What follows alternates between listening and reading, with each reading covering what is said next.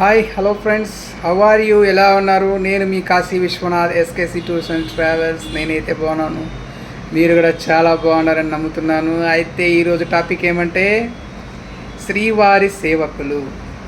A very good concept. తిరుమలలో అలాగే చుట్టుపక్కల దేవాలయాల్లో, శ్రీశైలం అయితేనేమి, ఇలా అన్నీ చెప్పుకుంటూ పోతే మన రెండు తెలుగు రాష్ట్రాల్లో ఉన్న ఎన్నో గుళ్ళల్లో ఈ సేవకులు అయితే పనిచేస్తున్నారు. అలాగే చాలామంది ఎక్కువగా కొండపైకే పోవాలని అనుకుంటున్నారు. తిరుమల కొండపైనే చేస్తేనే మాకు సంతోషం అనుకుంటున్నారు. అది కూడా ఒక ఇది వాళ్ళ అభిప్రాయము. కానీ నేనేం చెప్తానంటే అన్ని గుళ్ళల్లోనూ ఉండాలి, అన్ని గుళ్ళల్లోనూ పోయి సేవ చేయాలి. అలాగే నాది చిన్న విన్నపం ఏమంటే, శ్రీవారి సేవకులు అనేవాళ్ళు, సేవకు వచ్చిన వాళ్ళు కూలీలు కాదండి, దేవుడి మీద ప్రేమతో వచ్చేవాళ్ళు. సో అక్కడ కొన్ని గుళ్ళల్లో స్టాఫ్ అయితే, అక్కడ ఉన్న కొంతమంది అధికారులు అయితే వాళ్ళని కొంచెం చులకనాభావంతో చూస్తూ ఉంటారు. అది తప్పండి, అలా చేయకూడదు.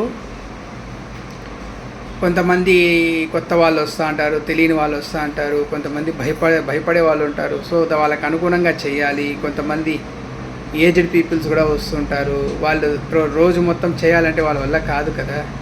సో అలాంటి వాళ్ళకి కొంచెం మినహాయింపు టైమింగ్స్ ఉండాలి. పేషెంట్లు ఉంటారు.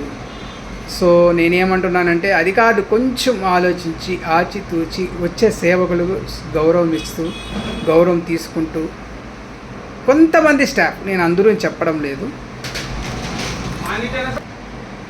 కేవలం కొంతమంది స్టాఫ్ అయితే కొంచెం దురుసుగా ప్రవర్తిస్తుంటారు. అది వాళ్ళకి పై అధికారులు చెప్తే వాళ్ళకి కొంచెం కౌన్సిలింగ్ ఇస్తే సరిపోతుంది. కాబట్టి సేవకులు కూడా ఈ మధ్య చాలా తగ్గిపోయారు, వచ్చేవాళ్ళు కూడా. అది కారణాలు అయితే ఎన్నో ఉండొచ్చు. ఏదైనా కానీ మనం స్వామివారికి సేవ చేయాలంటే చేయాలి, దేవుడికి మనం సేవ చేసేదంటే తప్పు లేదు. కాబట్టి సేవకులంతా కూడా ముందు మాదిరిగా రావాలి. కేవలం తిరుమల కొండే కాదు, చుట్టుపక్కల అన్ని గుళ్ళల్లోనూ సేవ చేసేకి రావాలి. అధికారులు కూడా వాళ్ళని కొంచెం గౌరవంగా చూసుకోవాలి. కొంతమంది అక్కడ పనిచేసే వాళ్ళు, వాళ్ళ బిహేవియర్కి మీరు క్రమశిక్షణ ఇవ్వాలి. వాళ్ళకి ఎలా మాట్లాడాలి, భక్తులతో అయితేమి, సేవకులతో అయితేమి.